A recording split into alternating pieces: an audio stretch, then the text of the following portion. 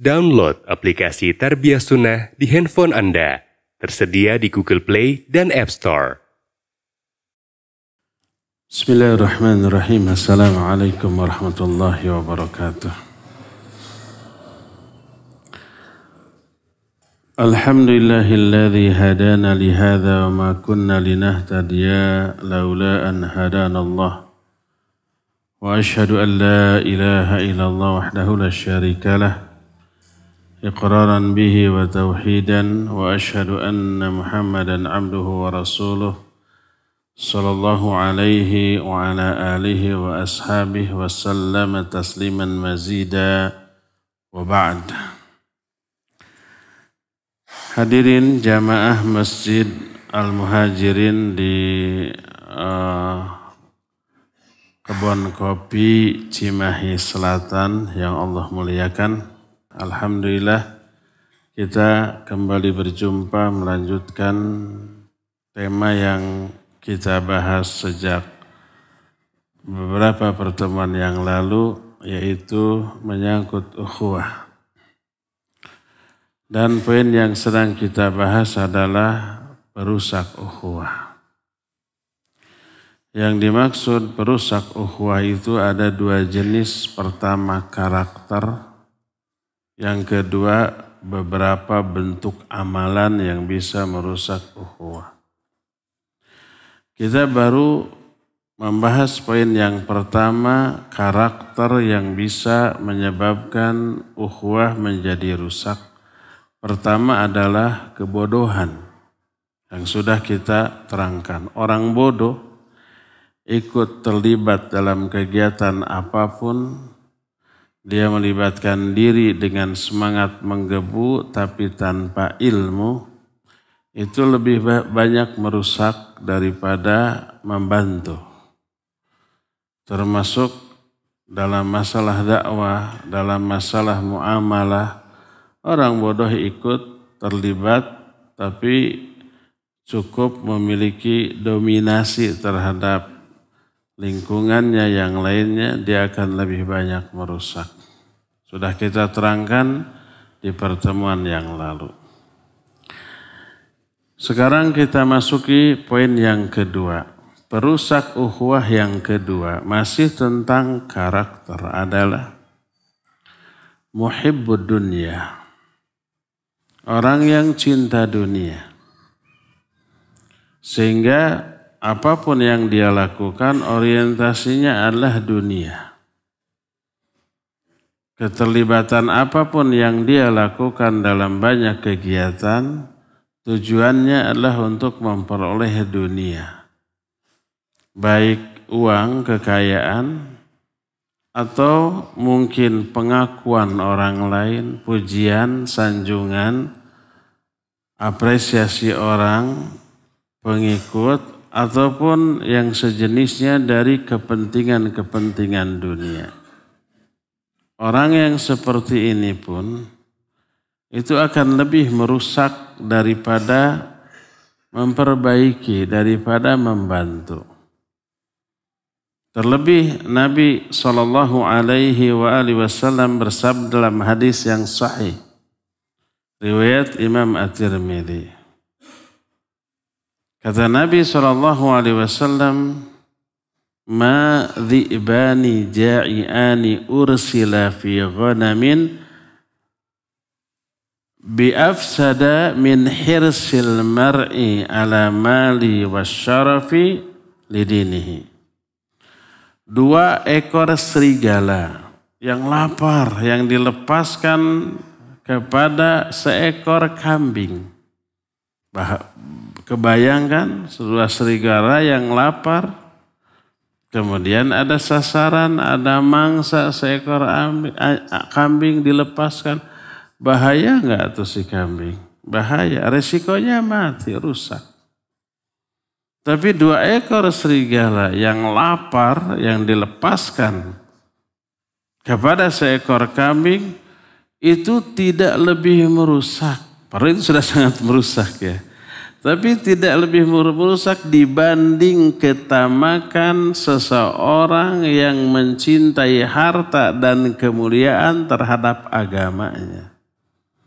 Agama orang itu lebih rusak hanya karena ketamakan orang itu terhadap dunia dan kemuliaan dibanding merusaknya 2 ekor serigala lapar yang dilepaskan kepada seekor kambing. Kebayangkan? Inilah orang yang muhibbud dunya atau orang yang cinta kepada dunia. Dan Allah Subhanahu wa ta'ala telah mewanti-wanti rata-rata manusia demikian. Rata-rata mereka itu lebih mementingkan dunia daripada akhirat walaupun tahu dunia ini sementara. Akhirat sementerus, abadi selama-lamanya. Dunia ini fana, akhirat abadi. Dunia ini semu, akhirat real nyata. Dunia ini ada akhirnya dan pasti kita tinggalkan, dan akhirat pasti akan kita datangi, akan kita alami. Semua orang sadar. Tapi Allah menyatakan bal tu'thirunal hayatad dunya wal akhiratu khairu wa abqa. Akan tapi kalian lebih mengutamakan kehidupan dunia padahal akhirat jauh lebih baik dan lebih abqa, lebih abadi. Sampai berkata Malik bin Dinar, "Lau kanatid dunya min dhahabin yafni wal akhiratu min kharafin yabqa lakana al-wajibu ayyu'thira ala kharafin yabqi ala dhahabin yafni." Seandainya dunia ini emas, berlian, tapi pasti akan musnah. Dan akhirat adalah tembikar yang abadi. Niscaya orang yang berakal akan lebih memilih yang abadi walaupun sekedar tembikar daripada emas tapi pasti akan hilang. Seandainya perbandingannya begitu. Fakaifa wal akhirah min dhahabin yabqa wad dunya min kharfin yafni. Bagaimana kalau keadaannya sebaliknya, akhirat emas berlian yang abadi sedangkan dunia hanya tembikar yang pasti musnah. Hanya orang bodoh yang akan memilih ya tembikar, ya pasti akan musnah. Nah, saking besarnya nih, minat dan cinta orang kepada dunia, sampai banyak orang yang rela menjual agamanya demi kepentingan dunia. Dan saat atau zaman seperti itu pasti akan datang.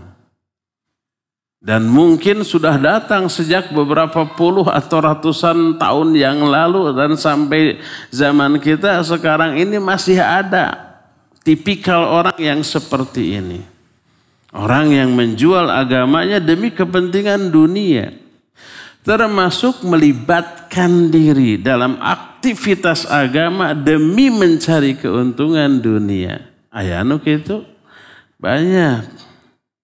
Berkata Rasul sallallahu alaihi wasallam dalam hadis sahih riwayat Imam Muslim, "Badiru bil a'mal fitanan ka qita'il lailil mudlim yusbihu ar-rajulu mu'minan wa yumsi kafira aw yumsi mu'minan wa yusbihu kafira yabi'u dinahu bi'aradi minad dunya." Segera kalian beramal sebelum munculnya berbagai macam fitnah. Di zaman fitnah itu disebut seperti penggalan malam yang sangat gelap, mengerikan, dan membahayakan. Di zaman tersebut seorang laki-laki pagi harinya mukmin, sore harinya sudah kafir. Atau sore harinya dia mukmin, pagi harinya dia kafir. Saking hebatnya ini fitnah. Agama seseorang hanya dalam hitungan sehari atau kurang sudah hilang. Yabi'u dinahu bi'aradi minad dunya. Dia menjual agamanya dengan atau untuk kepentingan dunia. Sampai segitunya tuh. Makanya dia melibatkan diri dalam aktivitas apapun selama itu menguntungkan dunianya. Walaupun aktivitas ibadah, amal soleh, dakwah atau yang sejenisnya selama itu menguntungkan dunianya maka dia akan memasukinya. Otomatis nanti akan merusak ukhuwah Islamiyah, merusak citra dakwah dan yang sejenisnya. Sebuah hadis dari Abu Musa al-Asy'ari radhiyallahu an berkata Rasul alaihi salatu wassalam, "Man ahabba dunyahu adharra bi akhiratihi wa man ahabba akhiratahu adharra bi dunyahu fa'athiru ma yabqa ala ma yafni." Kata Rasul sallallahu alaihi wa alihi wasallam, siapa orang yang mencintai dunianya, rusaklah akhiratnya. Berbahayalah atau madaratlah akhiratnya. Tapi siapa orang yang lebih mencintai akhirat, dia akan mengurangi minat dan cintanya kepada dunia. Maka kata Nabi, fa'athiru ma yabqa ala ma yafni. Prioritaskan oleh kalian apa yang abadi dibanding apa yang akan musnah. Prioritaskan apa yang akan kalian datangi dibanding apa yang akan kalian tinggalkan. Dunia kita tinggalkan, akhirat akan kita datangi. Dunia hanya sementara, pasti musnah, akhirat itu akan abadi. Prioritaskan yang akhirat yang pasti akan kita datangi, di sanalah kehidupan kita yang sesungguhnya, yang sebenarnya, yang tidak akan ada akhirnya. Kata Allah Azza wa Jalla, "Walad darul akhiratu lahiyal hayawan." Negeri akhirat itulah kehidupan yang sebenarnya.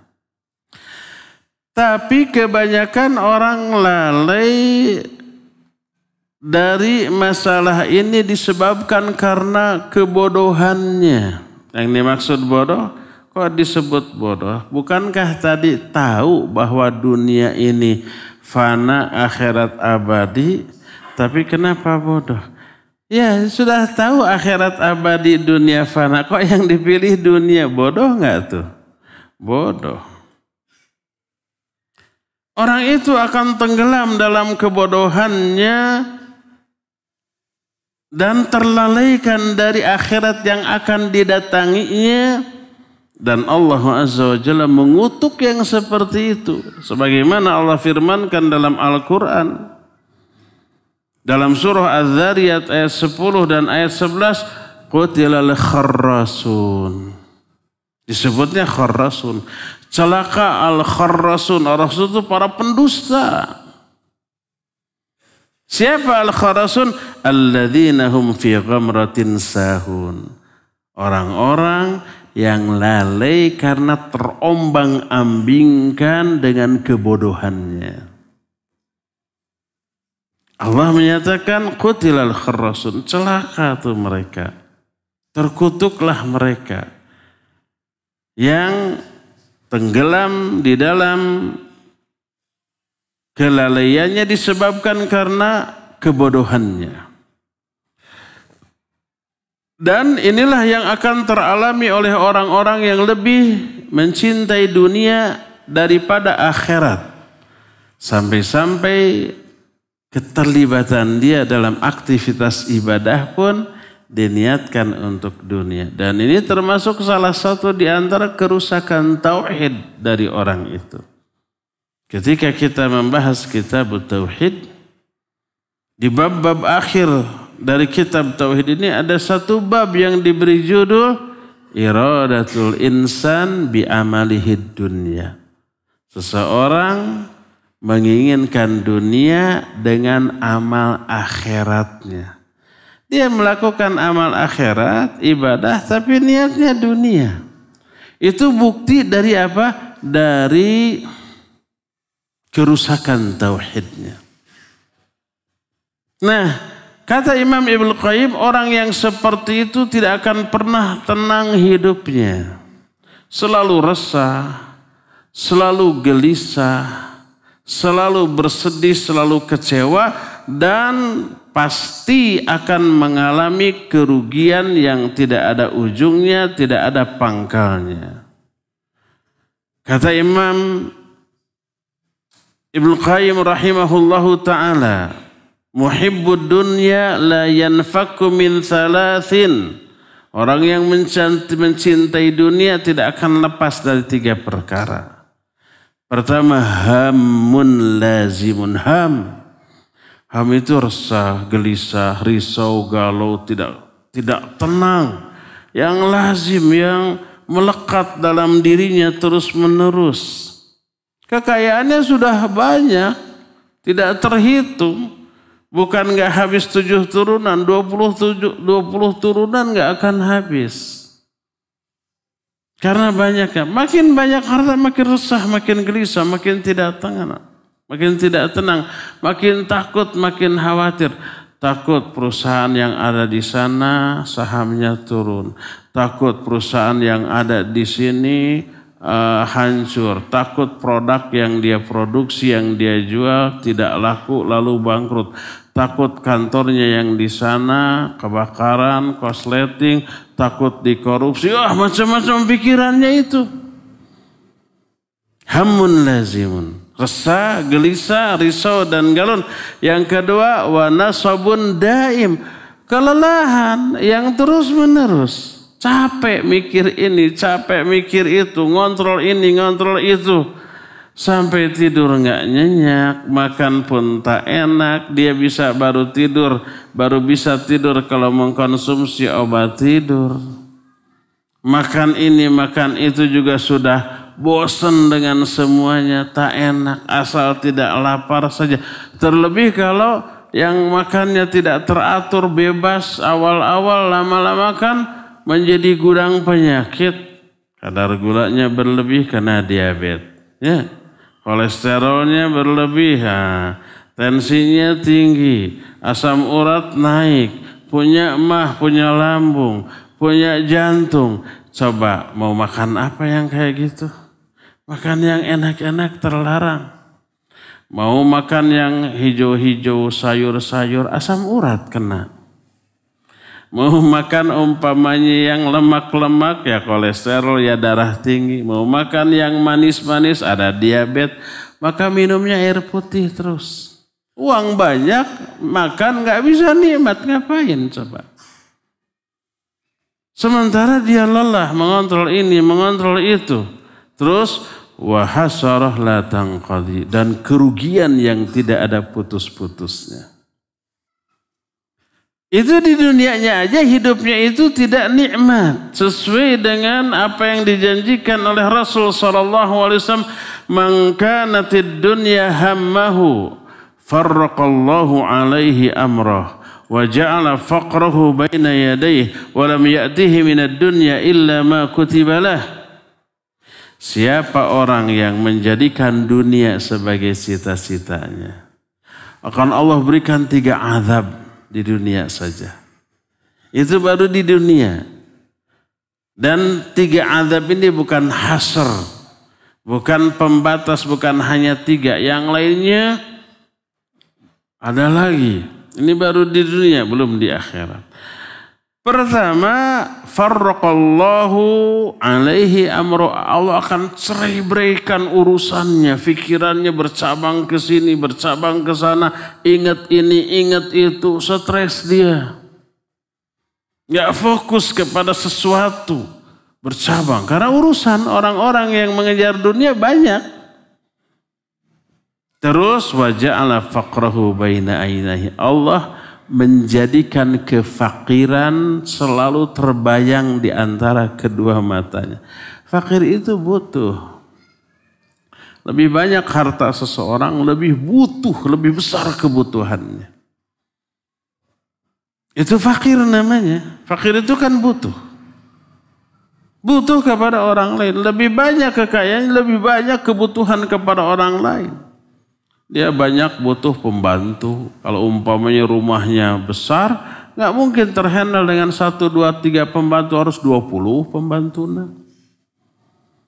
Dia butuh banyak orang. Dia butuh banyak support. Dia butuh banyak pendukung macam-macam. Terus, tak pernah merasa puas dengan apa yang didapat. Tahu nggak? Nafsu orang-orang yang kaya terlibat rivalitas yang sangat besar dengan sesama orang kaya, berebut ingin menjadi orang yang lebih kaya daripada orang lain. Maka ketika ada daftar nama orang-orang terkaya di negaranya, dia ranking berapa? 3, saya harus ngejar yang 1 dan 2 lagi itu. Padahal orang yang ketiga terkaya itu berapa triliun itu uangnya. 20-30 turunan belum tentu habis tuh. Dia ingin mengejar. Terus. Tidak pernah puas dengan apa yang dia dapat. Selalu terbayang kefakiran di pelupuk kedua matanya. Apalagi ada takut rugi. Ini orang yang sudah punya uang triliunan, terus mengalami kerugian beberapa usaha, lalu menurun kekayaannya menjadi umpamanya ratusan miliar lagi, itu merasa miskin dia. Aduh, saya bangkrut, saya jadi miskin. Tadinya uang saya triliunan, sekarang tinggal 300 miliar. Stres dia. 300 miliar merasa miskin karena tadinya triliunan. Antum mungkin belum merasakan. Karena belum pernah merasakan punya uang miliaran. Kalau saya sama dengan antum belum pernah.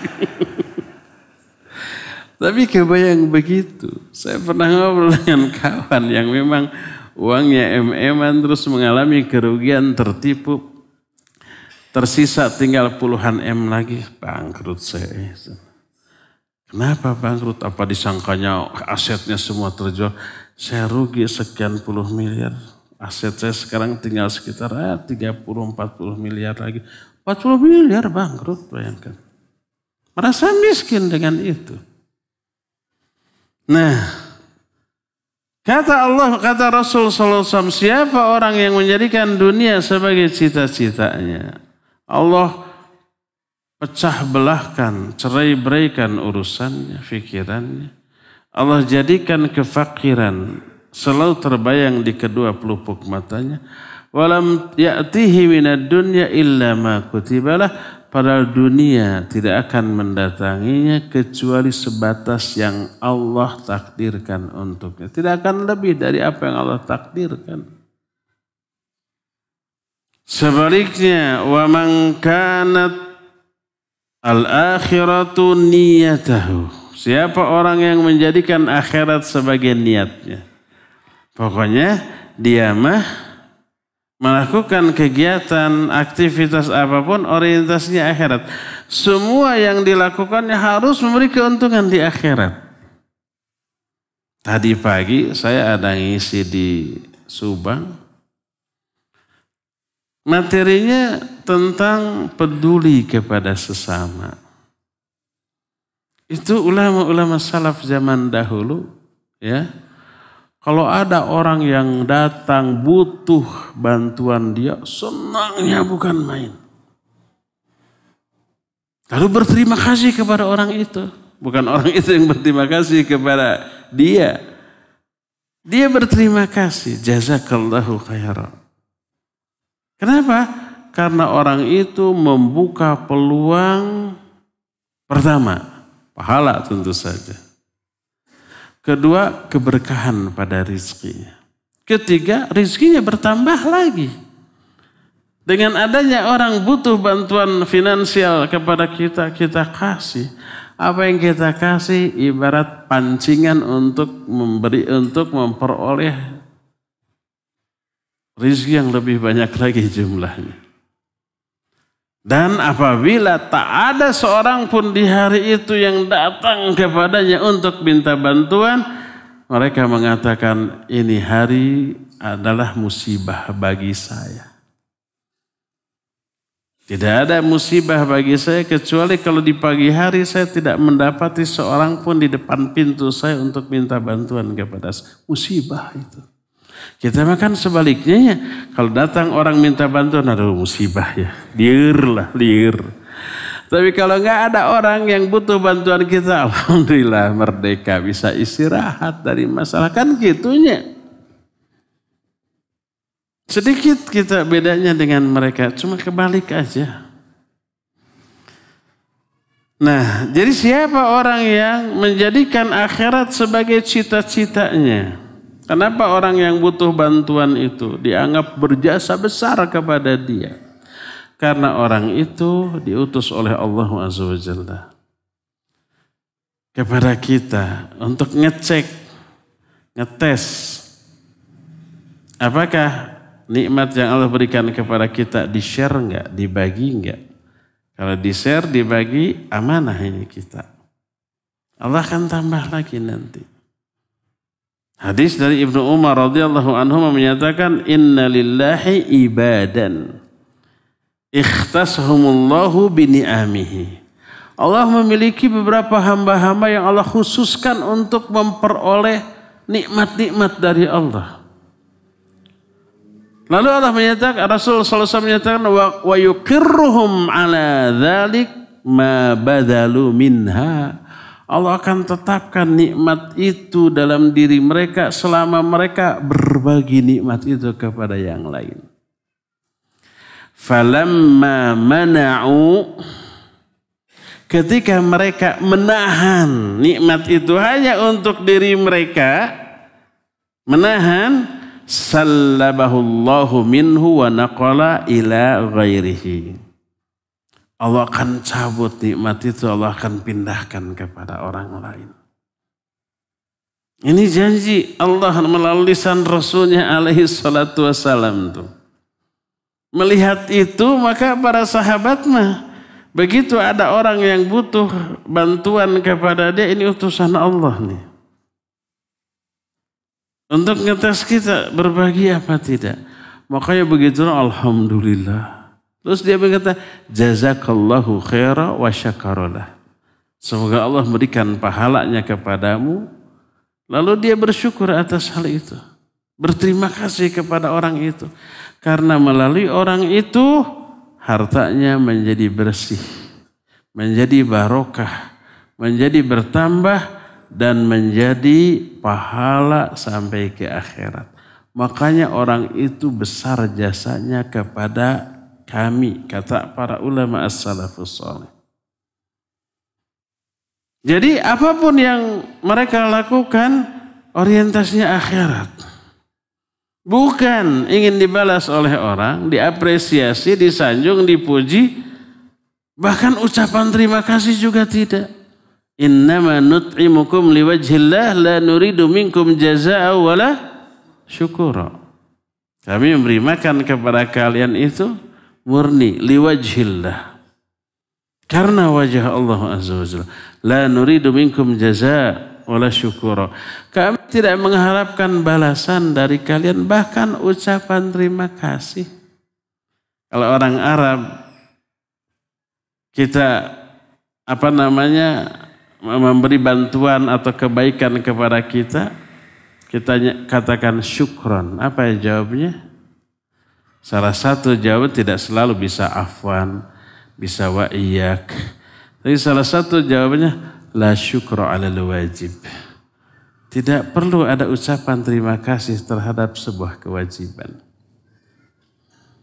Jadi dia berbuat kebaikan kepada kita itu merasa itu memang wajib berbuat kebaikan. Nggak perlu ucapan terima kasih. La syukra 'alal wajib. Don't mention it. Nah, kata orang bule begitu. Thank you, don't mention it. Terima kasih, nggak perlu sebut-sebut lah. Gitulah, nggak perlu nyebut terima kasih. Karena apa? Orientasinya akhirat. Kata Rasul sallallahu alaihi wasallam, "Man kana al-akhiratu niyatahu, siapa orang yang niatnya untuk akhirat, jamma'allahu lahu amrahu, Allah akan fokusnyakan seluruh urusannya. Karena orientasi satu akhirat, semua fokus untuk akhirat. Akhirat cuma satu, tapi dunia macam-macam. Dunia itu, kepentingan dunia yang kita inginkan itu di berbagai macam aspek. Kalau istrinya harus gelisna kawanti-wanti, endahna kabina-bina. Harus putih, cantik, seksi, ulah gemrot, ulah hidung gitunya, ulah goreng patut. Anak-anaknya harus sehat-sehat, kasep, gelis, pinter, berprestasi. Hartanya harus banyak melimpah, rumahnya harus mewah, harus ada kolam renang, harus ada pangkalan helikopter, macam-macam biar genteng orang terbang juga. Kalau mobilnya harus yang sekian M. Dari segala aspek kita ingin terbaik dari aspek dunia. Makanya usahanya sungguh-sungguh, belajarnya sungguh-sungguh, mengembangkan, mengarahkan anak-anaknya, memilih istrinya, semuanya sungguh-sungguh. Tapi itu beragam, bercabang, usahanya aja beberapa puluh. Jadi tidak fokus. Kalau akhirat satu. Siapa orang yang menjadikan akhirat sebagai niatnya, Allah akan fokuskan seluruh urusannya. Wa ja'alal ghina fi qalbih. Allah akan jadikan selalu merasa cukup dalam hatinya. Wa atathu dunya wa hiya raghimah, dan dunia akan mengejarnya dalam keadaan dunia ini hina dalam pandangannya. Dia menghindari dunia tapi dunia ngejar. Enggak butuh kepada dunia. Apapun dunia itu.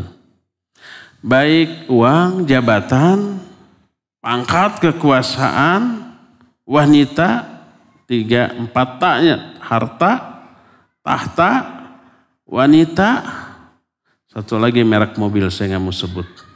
Tapi akhirnya tak juga. Bisa disebut iklan, dibayar hente.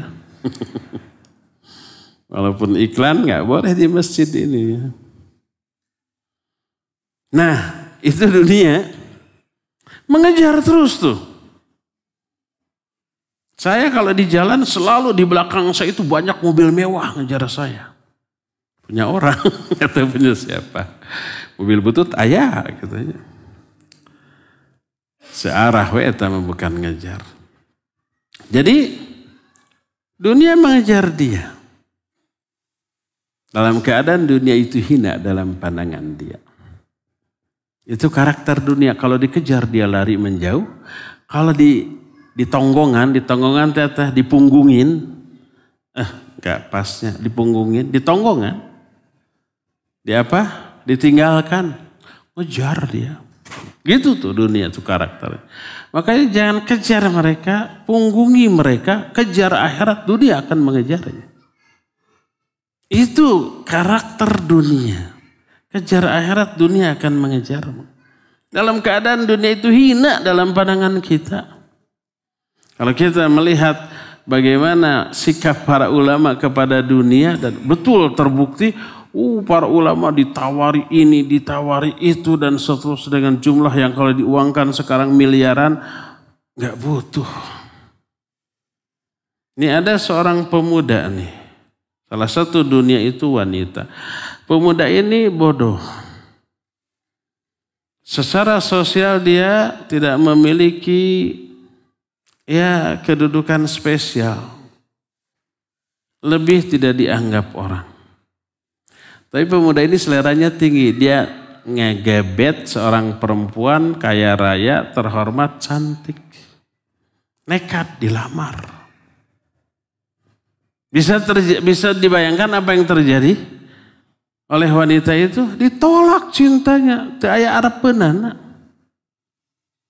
Apa yang bisa diharapkan dari seorang pemuda yang bodoh, pengangguran, miskin seperti itu? Ditolak sabajodogan. Tapi pemuda ini cerita real nyata. Diceritakan oleh Imam Ibnu Jauzi rahimahullah. Syekh Al-Barjas menukil riwayatnya dalam Kutaib Awaiqut Talab.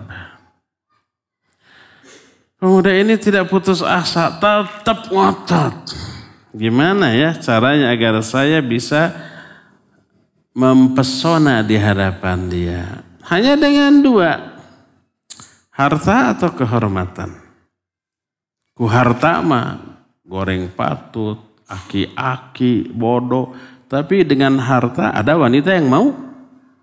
Banyak. Aki-aki 70 tahun nikah ke 18 tahun gadis ayah. Gara-gara benghar. Kemudian udah 90 tahun tereh mati. Warisan merenya parebut itu. Dibuka pengumuman siapa yang mau jadi istri saya, usia saya 90 tahun, harta saya banyak. Ayah daftar? Banyak. 17 tahun oke gara sok. Nah, hanya dengan dua cara, kekayaan atau kehormatan. Kekayaan dia harus bekerja dan susah. Kehormatan dia harus belajar. Karena saat itu yang terhormat hanya ulama. Di zaman dulu yang dihormati bukan selain dengan harta adalah dengan ilmu. Fakhtarul ilm. Dia memilih ilmu, dia belajar. Niatnya untuk menarik perhatian perempuan yang diincernya tuh. Ini niatnya benar apa salah? Benar salah. Salah banget. Bukan karena Allah. Dia belajar. Sungguh-sungguh. Apa yang terjadi? Berhasil dia. Dia menguasai ilmu. Dia menjadi ulama besar. Mengajar. Muridnya banyak. Setelah itu dihormat. Dimuliakan, diagungkan oleh orang. Apa yang terjadi? Wanita yang dahulu menolaknya, mengirim utusan kepadanya, menawarkan diri untuk dinikah. Tuh, kejadian ini. Tapi bagaimana respon dia? Kata dia, la uthiru alal ilmi syai'a. Aku tidak ingin lebih mementingkan apapun daripada ilmu. Aku lebih cinta ilmu dari kepada wanita itu. Ditolak. Penawaran satu-satu.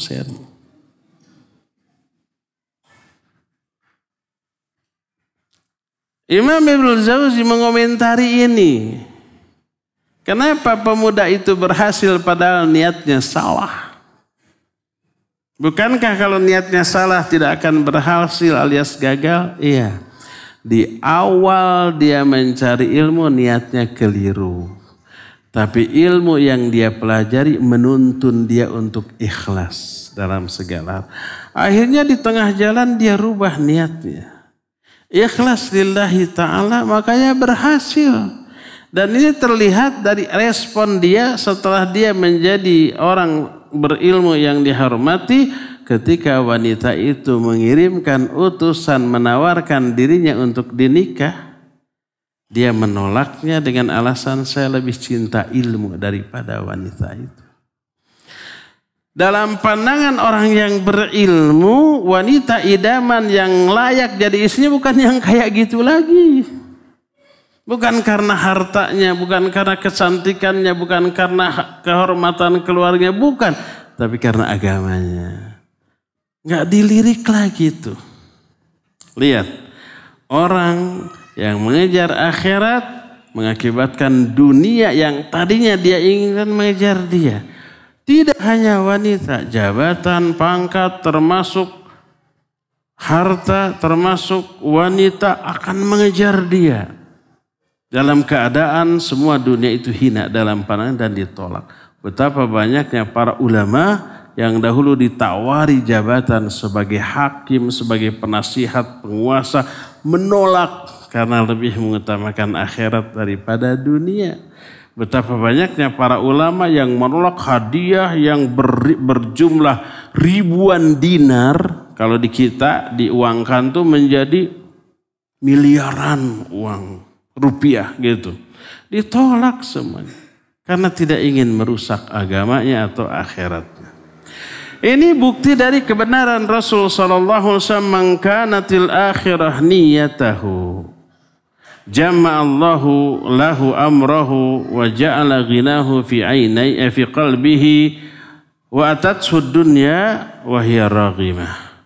Siapa orang yang meniatkan akhirat sebagai tujuannya, maka Allah akan fokuskan seluruh urusannya. Allah akan jadikan kecukupan di dalam hatinya dan dunia akan mengejarnya dalam keadaan dunia ini hina dalam pandangannya.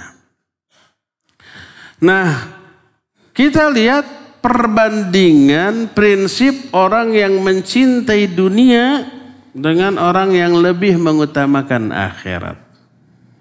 Intinya orang yang mencari dunia ini dia akan mengalami kerugian karena yang dia kejar adalah sesuatu yang hina dan fana dan dia terabaikan dari sesuatu yang jauh lebih agung dan abadi yaitu akhirat. Di mana letak merusaknya cinta dunia terhadap agama termasuk terhadap dakwah dan ukhuwah. Pertama tadi, dia tidak akan ikhlas di dalam melakukan amalan-amalan akhirat, melibatkan diri dalam dakwah, berukhuwah Islamiyah. Dia tidak akan ikhlas karena cita-citanya, orientasinya dunia. Dia mau terlibat kalau ada keuntungan dunianya. Dia mau bersahabat, bergaul dengan orang-orang yang bisa memberikan keuntungan dunia kepadanya. Setidaknya menjadi batu loncatan untuk meraih keuntungan dunia baginya. Makanya ini sangat-sangat merusak. Ketidakikhlasan ini sangat-sangat merusak. Ini yang pertama. Yang kedua, ini fitrah manusia ya. Manusia itu kalau diberi dunia, diberi kekayaan, itu memberikan madarat yang besar dari banyak aspek kepada orang tersebut. Aspek apa sajakah yang rusak dari diri orang tersebut karena cita-cita dunianya? Pertama, orang itu lalai dari kewajiban. Pertama itu, karena terlalu fokus kepada dunia, kewajiban banyak dilalaikan. Baik dilalaikan dengan cara dikerjakan tapi asal-asalan. Dikerjakan tapi kualitasnya tidak bagus. Kalau sholat, dia sholatnya cepat, ingin segera selesai. Dan menjadikan sholat sebagai media untuk memikirkan dunianya. Sholat mas sholat. Tapi malaweng, tapi ngalamun, tapi ingat kepada urusan dunia. Tidak betah berlama-lama. Terlalaikan. Apalagi yang sunnah-sunnahnya banyak diabaikan. Bagi dia time is money. Waktu adalah uang. Daripada waktu itu dipakai untuk ibadah sunnah, mending untuk mencari uang. Itu kan orang yang mengejar dunia. Terlalaikan dia dari ibadah, dari akhirat. Yang kedua, Allah Subhanahu wa ta'ala menyatakan bahwa apabila Allah membukakan pintu dunia kepada manusia, mereka akan bersikap berlebih-lebihan atau melanggar batas. Sebagaimana firman Allah Subhanahu wa ta'ala di dalam beberapa ayat. Di antaranya kata Allah Subhanahu wa ta'ala,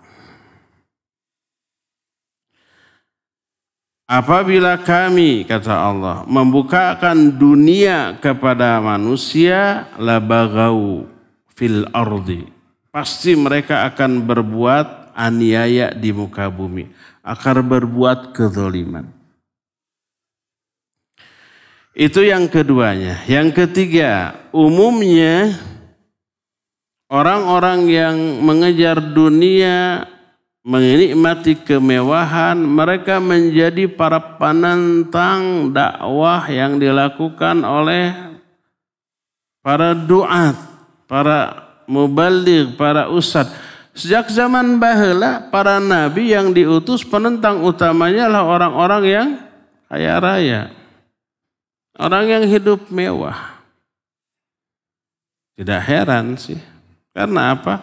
Rata-rata yang hidup mewah, kaya raya, zalim, memperbudak orang-orang fakir, orang miskin, takabur, sombong. Melakukan banyak dosa kemaksiatan dengan kekayaannya. Sedangkan isi dakwah para nabi, para rasul memberantas semua itu. Jangan sombong. Jangan pamer. Jangan aniaya. Jangan berbuat dosa maksiat dengan kekayaannya kan gitu. Akhirnya merasa tersindir. Dan efeknya nanti di akhirat orang seperti ini Allah timpakan azab. Lihat surah Al-Waqiah. Ketika Allah menjelaskan ada 3 kelompok manusia. Ashabul yamin, ashabus shimal, dan as-sabiqun as-sabiqun. 2 di antaranya mulia dan selamat, yaitu as-sabiqun as-sabiqun dan ashabul yamin. Adapun ashabus shimal ini yang celaka. Coba lihat. Penyebab orang itu masuk ashabus shimal, wa ashabus shimal ma ashabus shimal fi samumi wa hamim. Wa dhillim min yahmum la baridi wa la karim innahum kanu qabla dzalika mutrafin. Coba lihat. Dan golongan kiri, tahukah kalian siapa golongan kiri itu? Fi samumi wa hamim. Mereka berdalam samum dan hamim. Samum itu angin. Hamim itu air. Wa dhillim miyahmum, dan ada naungan. 3 itu. Angin, air, naungan. Ketiga ini ketika di dunia nikmat, adem. Angin ngahiliwir sejuk ya. Air sejuk juga. Naungan bikin kita teduh. Ini kalau di dunia. Tapi kalau di akhirat semuanya siksaan, panas. Samum adalah angin yang panasnya mencapai puncak derajat panasnya angin yang bisa dicapai. Jangankan di akhirat, di dunia konon, saya masih ingat ketika SD ada angin bahorok. Angin yang sangat panas, benda apapun terkena angin itu terbakar. Hurung we. Kena pohon, nyala pohon itu. Apalagi orang udah gosong. Apalagi di akhirat. Itu samum. Hamim adalah air yang sangat panas. Kalau 1 tetes air hamim diteteskan ke atas kepala, ubun-ubun, niscaya tembus saking panasnya. Tembus terus menembus seluruh bagian dalam tubuh sampai hancur dan netes lagi ke bawah.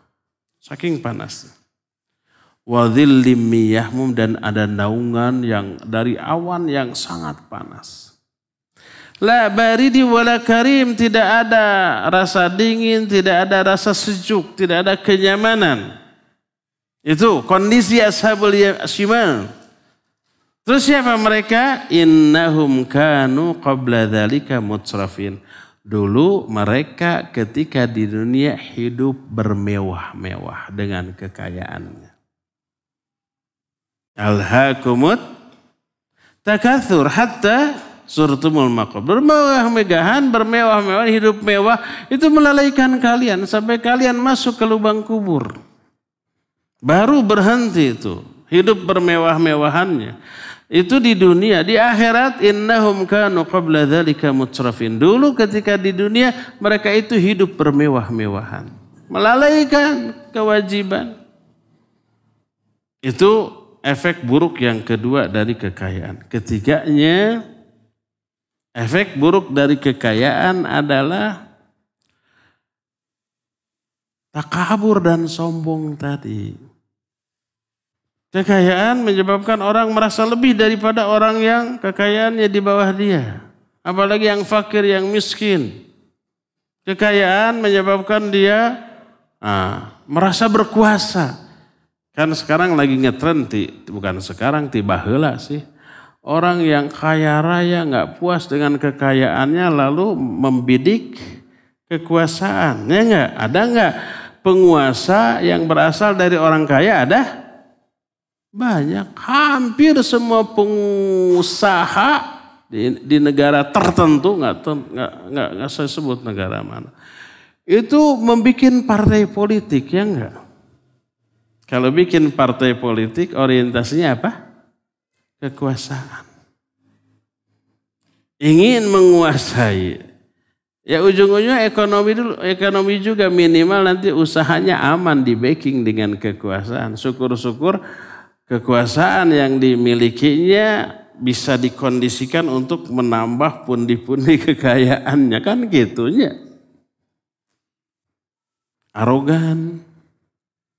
Selain kekayaan juga mendorong orang untuk melanggar yang haram. Selama pelanggaran terhadap yang haram itu menyenangkan dirinya. Seperti itulah ya efek dari orientasi dunia, cinta dunia. Bila ini dibawa kepada aktivitas ibadah, rusak ibadah itu. Bila ini dibawa kepada aktivitas akhirat, rusak aktivitas akhirat itu. Bila ini orientasi dunia dibawa kepada urusan dakwah, rusak dakwah itu. Bila ini dibawa juga ketika berukhuwah Islamiyah, bergaul, berinteraksi, rusak pergaulan, rusak ukhuwah Islamiyah, pecah itu. Karena kepentingan-kepentingan dunia. Dari sinilah maka kita wajib wanti-wanti bahwa salah satu di antara perusak ukhuwah adalah cinta dunia. Yang pertama kebodohan. Yang kedua adalah cinta dunia. Baik cinta dunia itu uang ataupun pujian, sanjungan, pengakuan, apresiasi orang, likes atau pengikut atau pendukung atau yang sejenisnya. Bila ditujukan untuk itu dakwah yang kita lakukan, ukhuwah yang kita bentuk, maka akan rusaklah dakwah itu, akan rusaklah ukhuwah tersebut. Maka berfirman Allah Azza wa Jalla, al-akhillau yawma idzin ba'duhum li ba'din adu illal muttaqin. Seluruh ukhuwah, seluruh persahabatan, pertemanan, persaudaraan kelak akan berubah menjadi permusuhan. Di dunia keneh, masih di dunia juga sudah bermusuhan. Kalau toh langgeng ini persahabatan sampai matinya, di akhirat tetap akan menjadi musuh. Illal muttaqin, kecuali orang-orang bertakwa. Kalau bukan ketakwaan yang mendasarinya, semua pertemanan, persaudaraan berubah menjadi musuh. Umpama nih ya, pertemanan, persahabatan, perkongsian. Lalu temannya melakukan satu pelanggaran, dosa, maksiat. Kita nggak berani menegur, takut merusak persahabatan, takut merusak hubungan baik. Akhirnya dibiarkan, ditawari, aduh nggak enak nolaknya. Sok sauyup, enak gitunya. Akhirnya kita ikut minum, sok sakenyot, nggak enak menolaknya, sakenyot. Akhirnya 1000 kenyot. Awalnya sauyup, akhirnya sabotol habis. Ikut teler. Nanti di akhirat akan saling menyalahkan. Andai kita tidak terbawa-bawa, enggak, saya silakan aja antum. Dipersilahkan. Nanti di akhirat orang itu diazab dan menyalahkan kita. Kamu sahabat saya, kenapa saya dosa maksiat dibiarkan? Tidak ditegur. Kita jawabnya gimana? Mau negur, tapi karakter antum kalau ditegur bakal ngambek. Makanya saya diamkan kan gitu. Salah tuh. Akhirnya berantem, saling menyalahkan. Begitulah suami dengan istri, begitulah ayah dengan anak, begitulah adik dengan kakak, begitulah seseorang dengan saudaranya. Persahabatan, pertemanan, perkongsian, persaudaraan yang tidak didasarkan kepada ketakwaan akan berubah menjadi musuh di akhirat. Kadang permusuhan itu di dunia juga sudah terjadi. Kecuali orang bertakwa, maka takwalah yang mendasari seluruh aktivitas amalnya, termasuk bersaudara, berkawan karena ketakwaannya. Memilih orang-orang soleh yang karena agamanya, mereka kita jadikan dengan teman. Agamanya baik agar kecipratan baik. Ketika salah ditegur secara baik-baik. Diarahkan kepada yang benar agar tidak terlanjur di dalam kesalahan. Terus akhirnya terperbaiki sampai akhirat tetap akan menjadi sahabat atau saudara. Inilah poin kedua perusak ukhuwah Islamiyah, cinta dunia. Cinta dunia melahirkan ketidakikhlasan. Cinta dunia melahirkan kesombongan. Cinta dunia melahirkan kelalaian. Cinta dunia melahirkan kedengkian juga. Belum sempat terbahas juga ya. Karena waktunya terbatas. Pokoknya nyaris seluruh keburukan selain bersumber dari kebodohan juga bersumber dari cinta terhadap dunia. Ya cukup sampai di sini kajian kita di sore hari ini. Dan kita masih punya sisa waktu untuk bertanya jawab. Wassallallahu ala nabiyina Muhammadin wa ala alihi wa ashabihi wasallam. Ustaz, bagaimana hukumnya jika dalam sholat saya berdoa untuk diberikan jodoh? Boleh, bagus, minta. Silakan minta rizki. Rizki salah satunya jodoh. Ada doa minta rizki dalam sholat? Ada. Dalam duduk. Rabbik firli warhamni wajburi, salah satu warzuqni. Salah satu bentuk rizki adalah jodoh.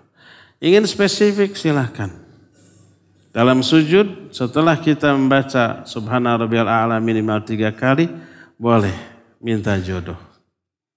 Dari Al-Quran pula Rabbana hablana min azwajina wa dhurriyyatina qurrata a'yun.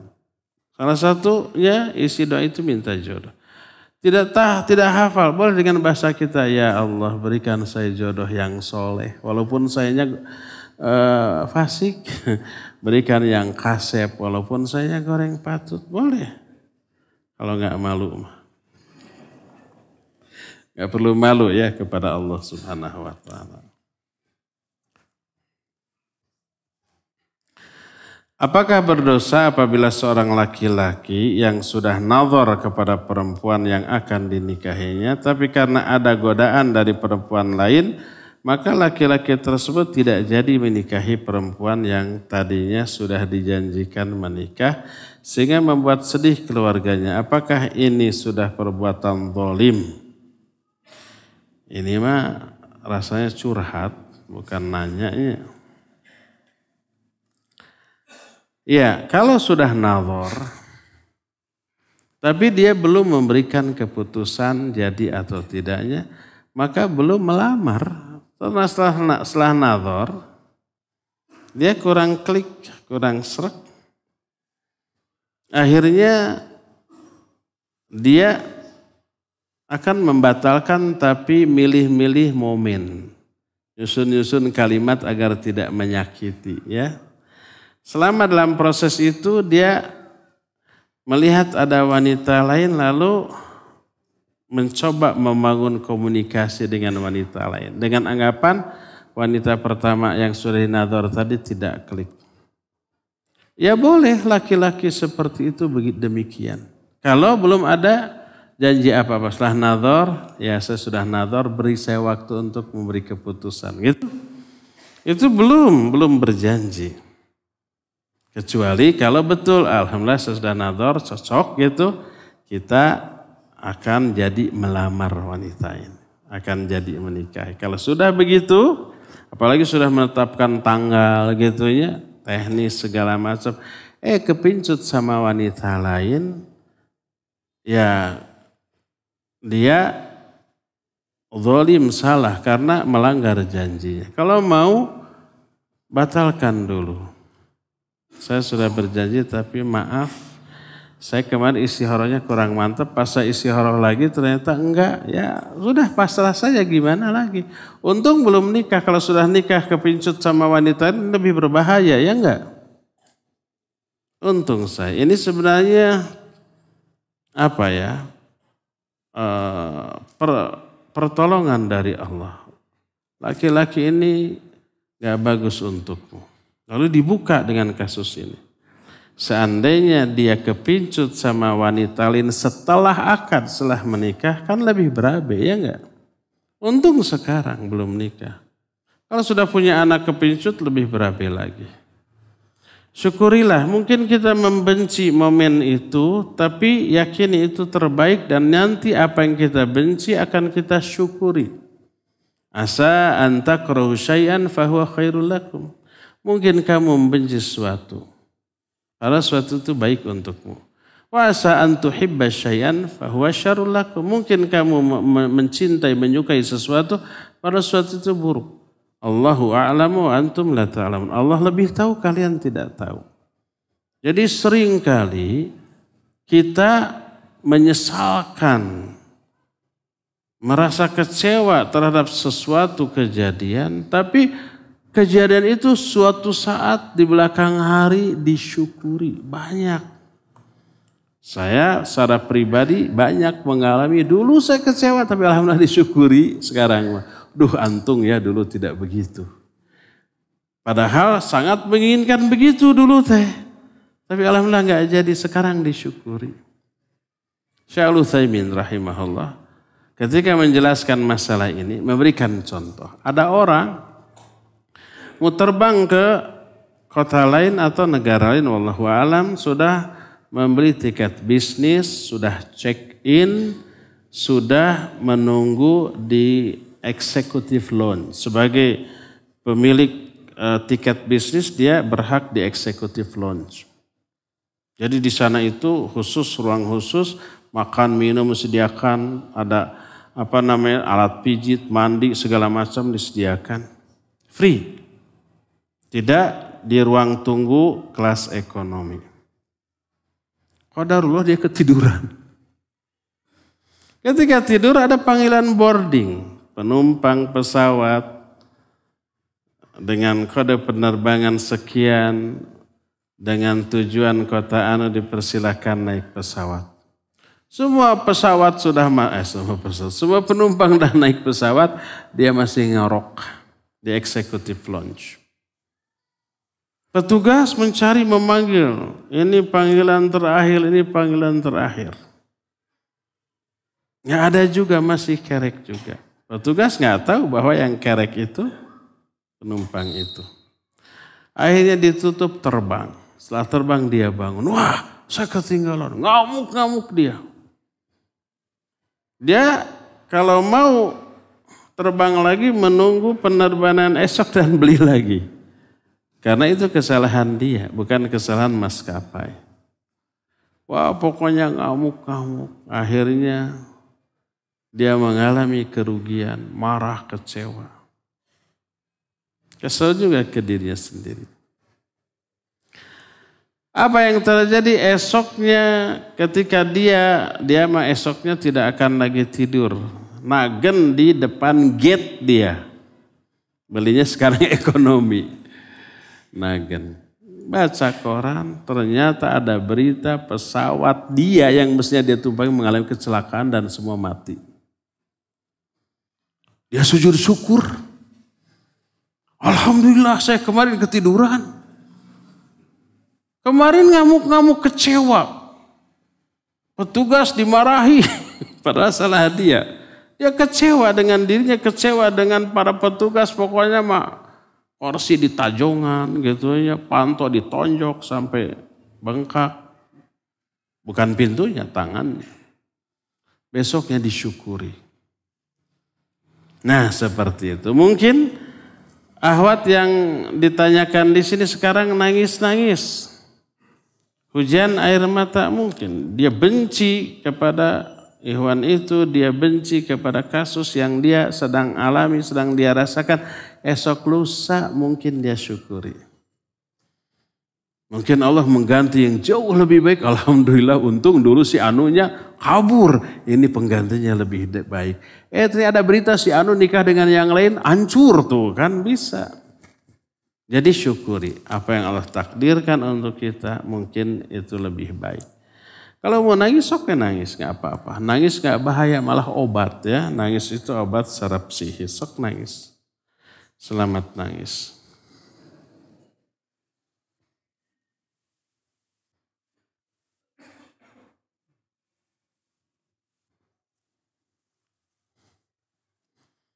Panjang-panjang harorea maca nage. Para rondok we. Masjid di dekat rumah tidak menjalankan sunnah.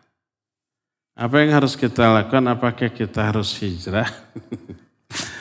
Nanti hijrah masjid di sana juga sama. Pindah lagi. 100 kali pindah masa masjidnya kayak gitu juga. Tidak harus pindah. Semua ada solusinya secara syar'i. Kalau kita bisa masukkan dakwah sunnah, masukkan.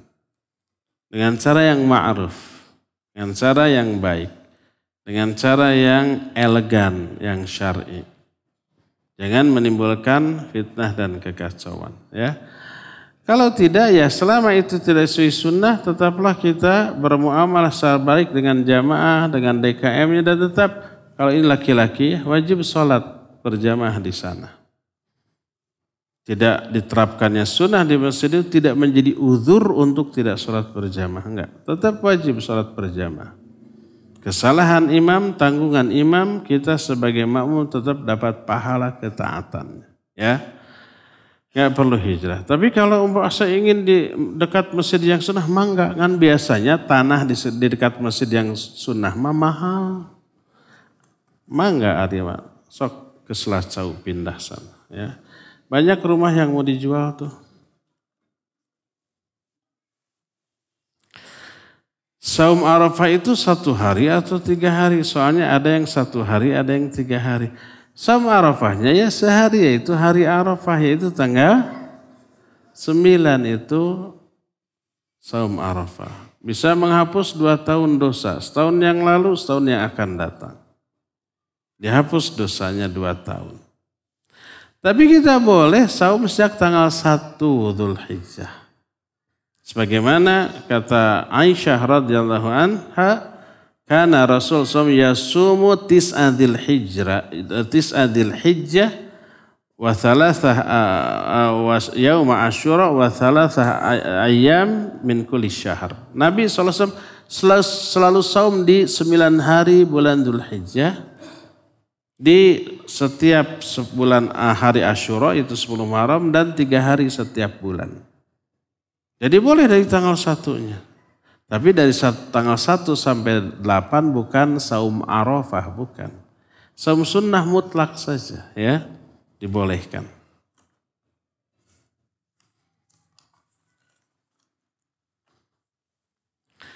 Apa boleh sholat 2 rakaat ketika tergoda melakukan kemaksiatan dengan tujuan agar tidak jadi berbuat maksiat?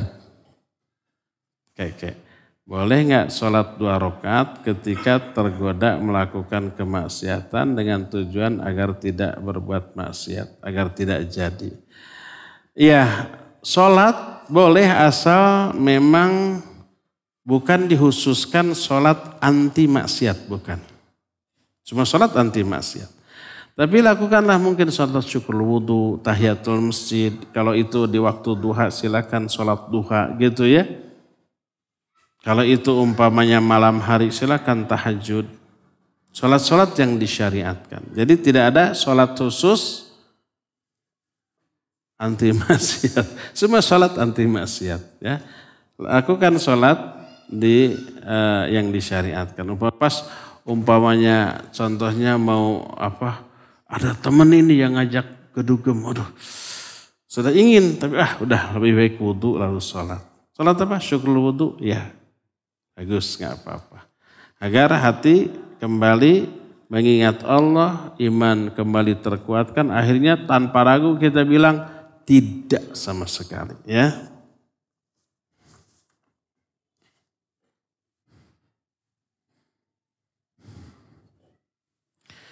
Bagaimana hukumnya bila kita menghadiri undangan pernikahan tapi di situ ada musik dangdut? Nggak boleh, haram. Menghadiri undangan pernikahan hukumnya wajib kalau tanpa uzur. Adapun kalau ada uzur, sakit, safar, atau kejauhan di kota lain, atau di walimahnya itu ada kemaksiatan. Ada makanan haram, ada musik, ada joget-joget, nggak boleh. Bagaimana solusinya biar kita tidak menyinggung tetangga yang mengundangnya? Bisa besoknya atau sebelumnya, apalagi tetangga. Biasanya tetangga mah besoknya nikah, hari ini sudah datangnya, ngamplop biasanya.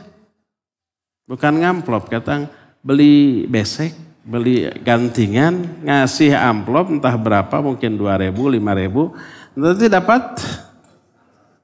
Nah, itu. Itu sudah beres. Walaupun besoknya tidak hadir. Apa hukumnya jika seorang suami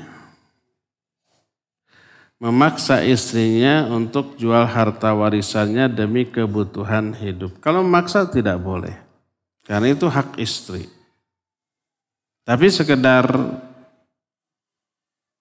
mungkin pertama membujuk, kita sudah nggak punya apa-apa. Besok nanti sore aja nggak punya beras. Anak kita nanti kelaparan gimana? Jual aja dulu. Ya boleh. Tapi kalau maksa sok. Kalau nggak saya cerai. Nggak boleh. Kalau nggak saya nikah lagi loh. Nggak boleh. Diancam. Nggak boleh ngancam. Ya. Atau pinjam, saya pinjam. Nanti saya ganti. Hutang tuh, suami berhutang ke istri, ya boleh berhutang. Wajib diganti, ya. Jadi hak kepemilikan harta suami dan istri harus jelas, gamblang. Istri punya harta sendiri karena warisan itu milik istri. Nggak boleh dikuasai oleh suami tanpa izin dengan alasan istri wajib taat kepada suami. Iya wajib taat, itu tidak berarti semua harta istri boleh dikuasai oleh suami. Akhirnya harta istrinya habis semua untuk kepentingan suami, nggak boleh. Jadi memaksa jangan, tapi membujuk boleh.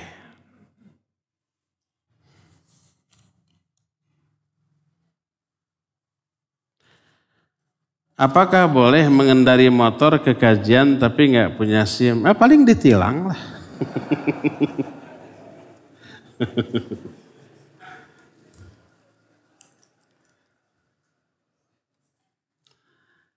Apakah hukum sutroh, apakah rukun dan apakah wajib memberi sutroh pada orang yang sholat tanpa sutroh? Sutroh itu pembatas. Batasan antara areal sholat kita, tempat sujud kita dengan di luar areal sholat kita. Dalilnya jelas, hadis sahih riwayat Imam Muslim, la tusallu illa ila sutroh. Janganlah kalian sholat kecuali sholat dengan menghadap sutrah. Dari sini sebagian ulama menyatakan sutrah wajib. Karena sutrah itu hak Allah. Walaupun kita sholat di tempat yang tidak ada orang. Umpamanya masuk kamar, kunci kamar, lalu sholat. Sholatnya di belakang, dindingnya jauh umpamanya 4 meter. Maka tidak boleh, tetap pasang sutroh di depannya.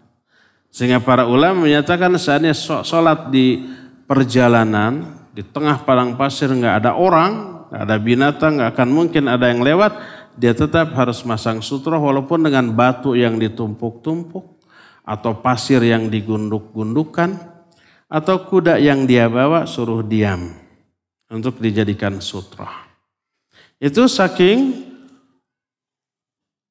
perhatiannya mereka kepada hadis la tusallu illa ila sutrah. Janganlah kalian sholat kecuali dengan menghadap sutrah. Kalau ada yang menyanggah itu kayak menyembah sutrah, yang enggak. Karena niatnya enggak sama aja dengan kita kayak menambah batu berupa Ka'bah. Orang Islam itu penyembah Ka'bah kan gitu. Orang-orang kafir nuduhnya kita penyembah batu hitam. Penyembah Ka'bah. Mereka tidak tahu menyembahnya Allah. Tapi Allah menyuruh kita sholat menghadap Ka'bah. Andai kita tidak mampu atau tidak tahu arah Ka'bah, silakan sholat menyembah Allah walaupun nggak menghadap Ka'bah. Di kendaraan nggak mungkin menghadap Ka'bah, boleh kemana saja. Di tengah perjalanan nggak tahu mana arah Ka'bah, silakan sholat kemana saja. Yang kita sembahnya Allah. Cuma Allah menyuruh kita sholatnya menghadap Ka'bah, tapi tidak niat menyembah Ka'bah. Seandainya niatnya menyembah Ka'bah, musyrik. Ini juga kita sholat menghadap sutroh karena Nabi SAW yang perintahkan, bukan menyembah sutrohnya. Lalu para ulama menjelaskan batasan sutroh ikhtilaf. Mayoritas ulama menyatakan sehasta minimal tinggi dari sutroh. Saya lihat di beberapa masjid ada sutroh tapi kurang tuh. Kemarin ada yang ngasih ke Masjid Umar bin Khattab beberapa sutroh, pendek teuing nggak kepake. Jadi cuma setengah dari sutroh yang sebenarnya. Sutroh itu minimal 1 hasta, hampir setengah meter, 46 cm minimalnya segitu. Nah, Syekh Al-Utsaimin rahimahullah menyatakan boleh hanya dengan garis, tapi hadis tentang itu dhaif. Walhasil sutroh adalah wajib. Siapa yang tidak memasang sutroh berarti dia tidak menunaikan hak Allah di dalam sholatnya. Sholatnya sah? Sah sholat. Tidak batal karena tidak menjadi rukun. Karena itu adalah perkara yang di luar sholat walaupun berkaitan dengan sholat. Cukup ya sampai di sini. Mohon maaf ini ada kertas tapi renyak dan panjang teing. Nanti aja lain kali kita bahas. Subhanakallahum bihamdik asyhadu an la ilaha illa anta astaghfiruka wa atubu ilaik walhamdulillahirabbil alamin. Wassalamualaikum warahmatullahi wabarakatuh.